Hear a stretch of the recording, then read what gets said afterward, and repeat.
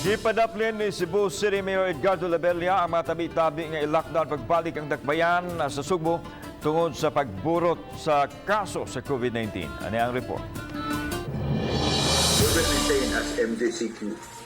And then, of course, we will not allow what we've experienced kung sa kapait kung mag-lockdown.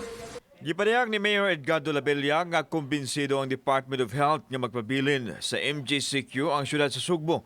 Suma sa mayor nga mosamot ang pag-anto sa katawhan kung mahitabo mang i-lockdown o ibalik sa mas taas nga quarantine status ang dakbayan. Hinoon, ang itugot o ipatuman sa syudad mao ang granular lockdown sa mga dapit nga adunay kaso sa COVID sama sa gihimo sa pipila ka mga barangay nga adunay Sunday lockdown sa mga establishmento.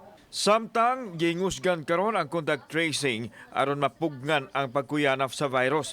Target nini nga ma-flattened ang curve sa COVID-19.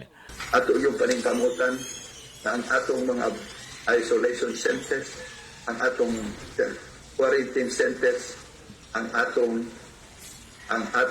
hospitals, dili gyud mo overwhelm.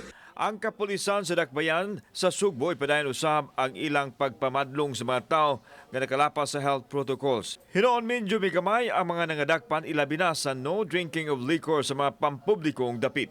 So far, ang ato ang mga establishment do, hing-comply gid sila ning ato ang liquor ban. Kung makita nimo magsuri-suri ka kaniadto kaning daghang mga imnanan, karon wala na gid tay makita. Kauban si John Solon, ako si Alan Domingo. Balitang Bisdak.